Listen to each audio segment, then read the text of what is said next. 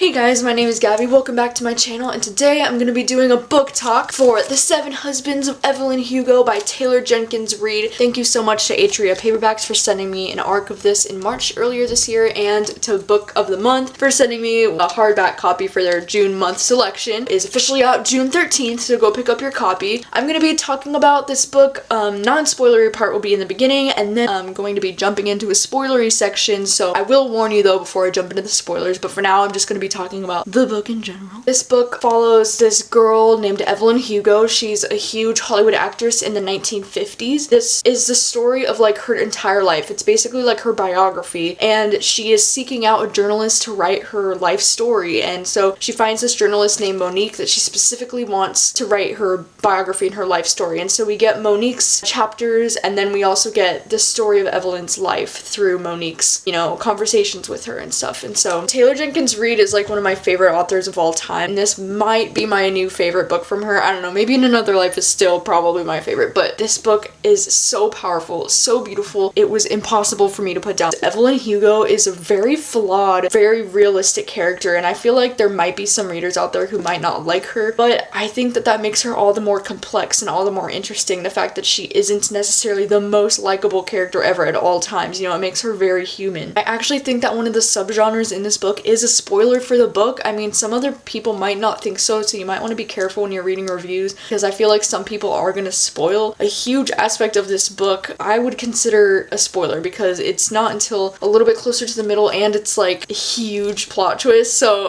I would just be kind of careful going into watching some reviews. I do think that the subgenre of this book makes the book even more powerful and more important. But I thought that this book was written really beautifully. I love that it is divided into like 7 sections for each of her husbands. I love how Evelyn Hugo describes Hollywood as a place and a feeling, because I would definitely agree with that. So this book starts off kind of slow. I will admit that I didn't really care for Monique's chapters. I just thought that they were kind of really boring and slow compared to Evelyn's life and how amazing her life is. This book definitely starts to take off once we get to Evelyn's second husband, Don Adler. For some reason, I'm just really drawn to books that follow actors in Hollywood, and especially like old Hollywood. I think it's such a fun era, and this went like above and beyond my expectations for that like Hollywood atmosphere type of book. I love seeing all like the behind the scenes of like public relationships and things that are going on that they have to like set up to make it look a certain way to the public, and it's just like, it's so exciting and it's so much fun to read about. I am going to be jumping into some spoilery content, so if you haven't read The Seven Husbands of Evelyn Hugo, then please go read it. It's such a great book. It's so important. And then come back and we can talk about the spoilers, because I got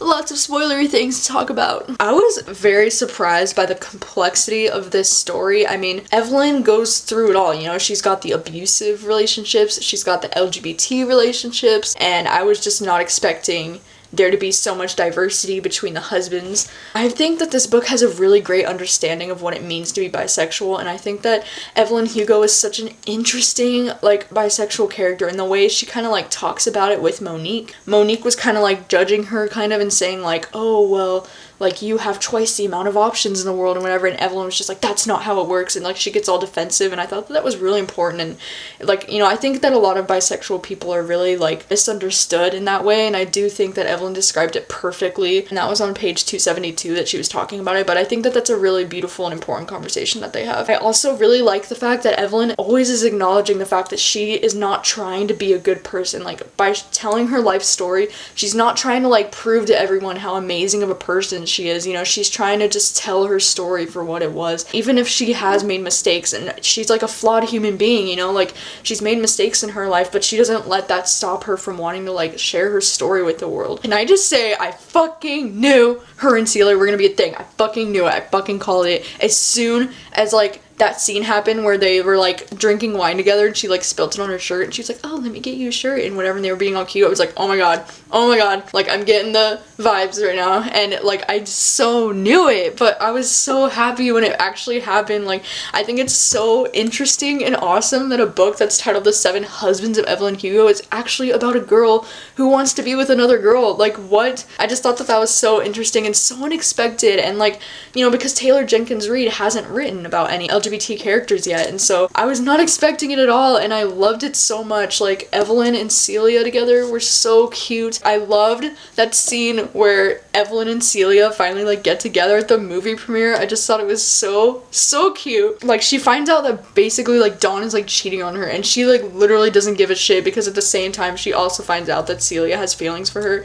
and like that's way more important to her than like her relationship with Dawn ever was. It's really sad, like the fact that this was like the 1950s, where it wasn't a very like accepting world yet of like LGBT people. And I think it's really sad that they had to hide in this way. Like, they were forced to marry these other guys as public stunts just so they could still be together and not have people question them, you know, like their fame and their careers depended on them being like a certain way. I think that that's really sad, and this book definitely explores that a lot. That was so intense when like Evelyn got pregnant with Mick's baby, and Celia is just like, you had sex with him, like that wasn't part of the deal. It was just so devastating. And then like Harry had to drive her down to like Tijuana to get the baby aborted, because like they didn't want anybody in America to know. Celia stopped talking to her for 5 years. That was so freaking sad. And I really did enjoy Rex. I know that she marries Rex like as a publicity stunt for both of them, because like he's an up-and-coming actor and she's like a well-known actress, and so they get married as a publicity stunt for him. But I still thought that he was really adorable, and he was so sweet how he was still kind of like trying to hook up with her even though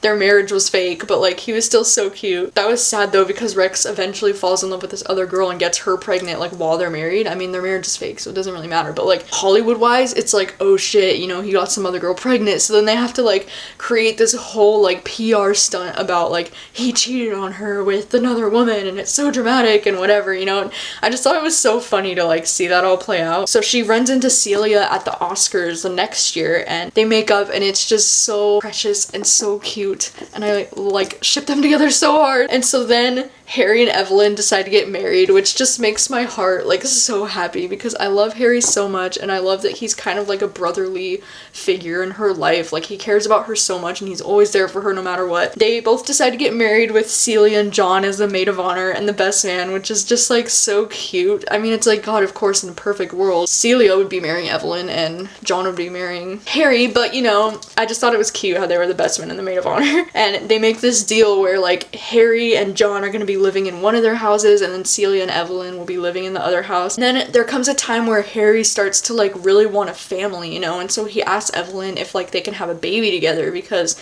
obviously like Harry and John can't conceive a baby together, and so he's like, we can raise it all together, like all four of us, you know. And so they have a daughter named Connor. They just decide to like raise it together, which I think was so cute. I loved all the scenes of Harry with Connor. I just thought seeing him as a dad and seeing them as like their own little family was so cute. Then Evelyn gets cast in the movie with the abusive ex Dawn, and she has to shoot this like ridiculously edgy sex scene. She does it without telling Celia. I mean, she felt like she needed to do this for her career, which I totally get and I respect, but like she needs to talk to Celia about it first, you know. And the fact that like she kind of went behind her back, it was with her ex-husband. She really should have talked about it with Celia first, I think. So Celia leaves her because she's so pissed about it, and she files for a divorce from John. Their little family of four just gets completely broken and really sad. And then Dawn ends up winning an Oscar for that role, and she doesn't even get nominated for the movie that she basically lost Celia for. So tragic. Freaking John dies, and I was like so heartbroken for Harry, like, oh my god. And it was so unexpected and so sad, and to see like Harry's character go into that whole like depression was so devastating. John dies, and then she like wins an Oscar. It's just like non-stop emotional roller coaster. It's been like a couple years, I'm pretty sure, and Evelyn thinks that she's falling in love with this director named Max. She has to ask Harry for a divorce in order to like marry Max, because her and Harry are technically still married. Personally, didn't really like Max all that much. I just don't know what she saw in him. Like, he was like charming and sweet, sure, but like I don't understand like the urgency to want to marry him right away. Immediately after marrying Max, Evelyn is starting to regret her decision to marry him. So Celia and Evelyn start like writing letters back and forth to each other after Celia wins her second Oscar. Max finds out, and he calls her like a dyke, and he's like, I didn't know I married a dyke, and he's like such an asshole. Like, I knew I hated Max as soon as he was introduced, but like, oh my god, like that scene when they were fighting, I couldn't even believe like how disgusting he is as a human being. Celia and Evelyn are finally reunited but Celia has bad news and she says that she's dying and she's not going to be living past the age of 60, which only gives him about 10 years. So fucking tragic because Evelyn has wasted so much time. And then the worst thing happens in this book, which is that Harry dies. Freaking, oh my god, I was so sad. Like, he was just having a conversation with Evelyn about how he thinks he's like in love again, and he was in the car with his new boyfriend and they were like driving down the street and some freak accident happened and they both died. How could you do this to me?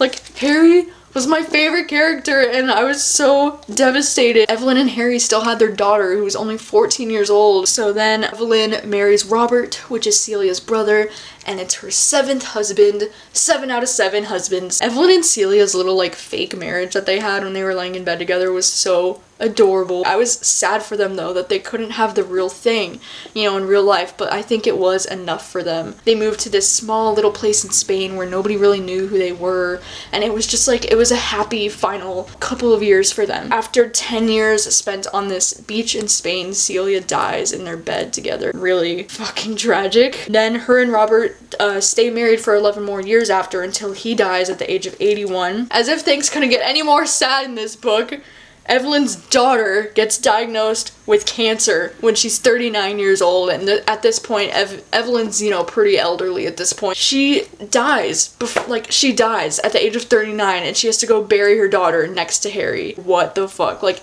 how much can one person take? She's lost Harry, she lost Celia, and now she's lost her freaking daughter. Her life story has led her to dying alone, basically. She's lived this epic crazy life as an actress in Hollywood and all this like glamour and whatever her whole life, and now it's like she's dying alone. That's so fucking depressing. So the big plot twist at the end of this book is that Harry was in love with Monique's dad, and Monique is like the reporter, you know, and like there's a specific reason why she sought out Monique for, like, she specifically wanted Monique, and so the whole book you're trying to figure out like why Monique, you know. And so it's like, holy shit, I like totally wasn't expecting Harry's new boyfriend right before he died to be Monique's dad, and like Monique didn't even know her dad was gay. Holy shit, dude. To be honest, I just didn't really care all that much about Monique's character, which was the only flaw I had with this book, but Evelyn is such a fascinating character that I really didn't even notice Monique a lot, so it didn't bother me.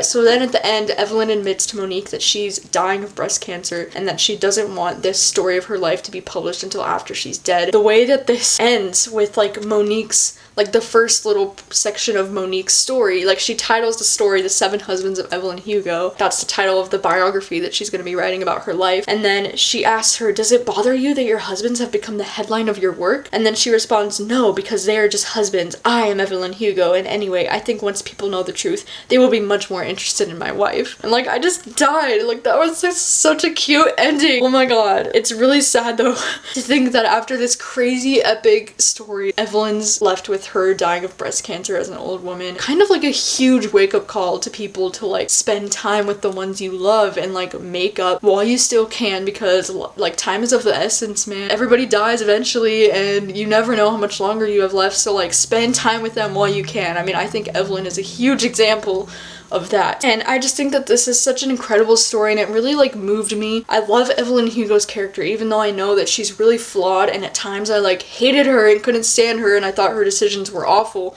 but at the same time it makes her all the more human. It's definitely one of my favorite books of the year, if not my favorite book of 2017 so far. I don't know, but I love this book. Love, love, love, love, love. That concludes the book talk for The 7 Husbands of Evelyn Hugo. If you've read this book, please talk about your thoughts with me in the comments below. I would love to know what you guys are thinking about this book, and if you were surprised by anything. Like, did you see the like LGBT twist coming? Honestly guys, I would highly recommend any of Taylor Jenkins Reid's novels. Like, they're all fantastic. This one might be my new personal favorite, but they're all really great, and yeah. Thank you guys so much for watching as always, and I will see you guys next time.